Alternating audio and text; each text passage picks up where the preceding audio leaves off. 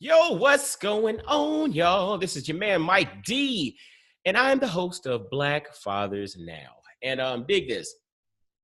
This video, I may release it in a podcast episode, but I might not. I don't know. I hadn't really thought about it. So if you're listening to this via podcast, dig it. I released it as a podcast. Otherwise, it's just going to be a video for my YouTube channel. And make sure to click subscribe to this YouTube channel. Lots of content, lots of interviews, lots of things popping going forward. But today, I wanted to kind of put something out there and get y'all's thoughts about something, okay? I have a podcast called Black Fathers Now where I bring the village to the brothers, right? And the village comes in the form of insight, inspiration, wisdom. And I do that by interviewing a lot of guys and sharing their story or sharing their journey. And I mean, dynamic stories, right? So you can go to blackfathersnow.com or listen to podcast. And any way you listen to podcasts, you can hear it. And so that's kind of my mission, or that's my mission, is to help brothers to be the best version of themselves, but then to also be the best fathers that they can be, because our kids and our communities and the world depends on it. You know what I'm saying? And so a lot of content, a lot of good stuff there. And but then I also consume a lot of content. I consume a lot of interviews. One of the things that I enjoy doing is consuming thought-provoking information, and that comes in the form of interviews, watching documentaries, just listening to conversations. I mean, having conversations. I really dig that. And this morning I was listening to an interview, and something came up, and this is a theme that has been going on for a long time, and it's something that comes up a lot, especially in the Black community, and especially as it pertains to Black men, Black fathers. Again, my podcast is Black Fathers Now. So I'm kind of throwing it out there in that realm, but it's this concept of the strip club. Yeah, well, I'm gonna go there today. The strip club. I was listening, and this is obviously post Superbowl that happened in Atlanta. And I was listening to an interview earlier, and they were talking about how somebody was talking about doing business, and there was this meeting that was happening, and it was taking place at one of the popular strip clubs in Atlanta. And what's interesting, if you look at various segments of business, a lot of times in entertainment and music, there are a lot of themes or a lot of things that get conducted, in the strip club environment. And it's interesting to me because, I mean, granted, I have to obviously be completely transparent here. I am not some person that's never been. Back in the day, I used to go and, do my thing and stuff there because that's just what I did back in the day, until I figured out that that's not the place to be. I have a wife. I have a little girl. I have a little boy. I have a mother and sister-in-laws and mother-in-laws, and I have all of these women around me that are really close to me that I love. But yet back in the day, sometimes I would go to an establishment like that. And I was hearing this interview this morning talking about a business dealing that was taking place in one of the popular strip clubs in Atlanta. And it just made me think, how is it just Black culture? Is it just us that the strip club is kind of this casual epicenter for business to be conducted, right? Now, everyone, if you've kind of rolled in any circle, you know that the sensationalized narrative of, all the big deals are done around a big oak table with 20 guys in Brooks Brothers suits and papers flying back and forth and all.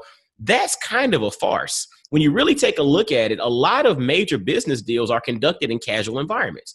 That's like the notion of why people used to always say, learn how to play golf, right? Because a lot of deals are done on the golf course, or, hang out or learn how to, do different, play tennis, or these things that folks in the business world might do casually. It was always instructed on the back end to learn how to do these things. Whether you liked them or not, because it was a means for having casual conversations. And the reality is, yes, the actual deal might get signed around that big oak table with the guys in the suits, but that deal started from a relationship. And a lot of times those relationships are built in casual environments.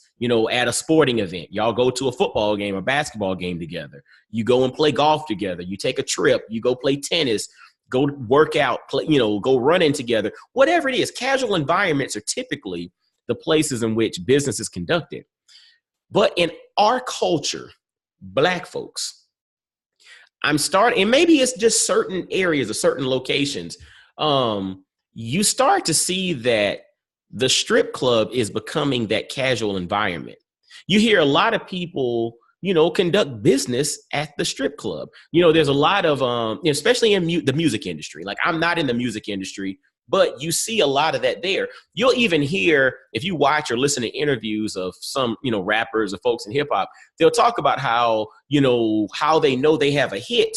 They started in the strip club, and how it goes off there is then how they then go to the DJs and get them on the airwaves and move it around. But that's a part of their whole model, so to speak, to put things out there, put music out there. But it's just this notion, the culture of the strip club. And the thing that's challenging to me as a Black father is that we have the way that we look at golf or tennis or the gym or a basketball game, a casual environment that we can conduct business in between shots or as we walk around or as we're on the golf cart. All those things that we're doing are kind of like background and almost like having music on in the background as you read or as you do something. It's just kind of there. All those activities kind of serve as that so that you can conduct business.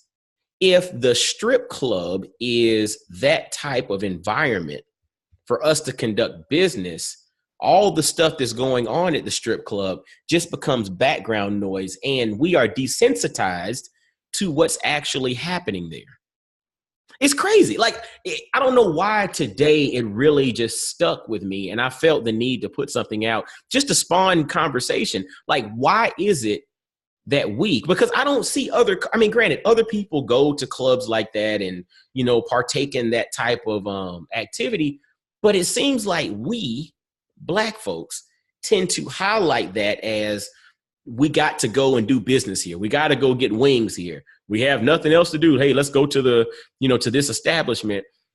But it becomes so commonplace that we're not even paying attention anymore to what's really going on there. That's somebody's daughter. Again, I'm married. I have a wife, right? I mean, it might be somebody's wife up there. Granted, yes, she may have chosen to. That's beside the point. It's the fact that that might be somebody's wife there. There's a strong possibility that's someone's mother. There's a guarantee that that's someone's daughter. She got here some way, right? It's somebody's sister, somebody's friend. I mean, we're adding to, or we're aiding and abetting this type of activity. And I just think back to the notion of, I have a wife, I have a little girl. I mean, I have a son too. It's like, I don't want my son to grow up and be desensitized to this culture and to think that that's okay. But then I don't want my wife or my little girl to think that that's okay. And again, I have to be transparent. I have gone. In the past, I have gone, but I did in the past. And it's like, once you learn better, you do better. And so my question is, why is it that within our culture it's acceptable? I mean, these are our women up there doing what they do, people making it rain and all of that. I mean, it's a part of culture, but why do we accept that as a part of our culture, right? Why do we accept this type of venue or this type of environment as a place that we need to, be a part of to do business? Maybe it's only certain cities, maybe that's the case. And this was spawned, post Superbowl, when I heard someone talk about a business dealing and they met at a popular, strip club. But why is that? What are we promoting? What are we setting the stage for? What about us as Black men who go and patronize there, what about us has happened that we are desensitized to what's going on? And it's just, it's kind of like going to Applebee's or something, right? It's just, oh, well, let's go grab a couple drinks and, oh yeah, by the way, it's, this place or that place. I mean, real talk. What have we done? How have we gotten to that place that this is normal? And question, I mean, is it wrong? I mean, y'all chime in on these on the comment section here. Make sure to subscribe to the YouTube channel. But I mean, question. I mean, real talk. Talk to me. Talk to me. Like, leave some comments. I mean, maybe I'm wrong. Maybe I'm not seeing this thing in the right way. But it's just like something doesn't make sense to me. We celebrate and we normalize this, and something just doesn't add up to me, But again, y'all help me to see this. Help me to see it from a different perspective, maybe. We just had a popular Netflix documentary and, thing that just came out with Killer Mike. And, he had a couple instances in which he was meeting at those establishments. And again, it's not to down him, because he had great ideas in the Netflix documentary, but just the notion of celebrating that environment, is that something we need to do? Right. But then also, how do we get there? And why is it that we are the ones who are celebrating that as a place that, a rite of passage, so to speak, that we have to do business there, that this is just normalized, that I don't know. It doesn't make sense to me. So y'all help me understand. And I definitely, want to hear your thoughts or whatever. Don't forget to subscribe. Definitely visit IamMikeDorsey.com. And just let me know what your thoughts are, man. I think we need to rethink some stuff. All right. Y'all be blessed, well, and wise, and I'll holler at you. Peace.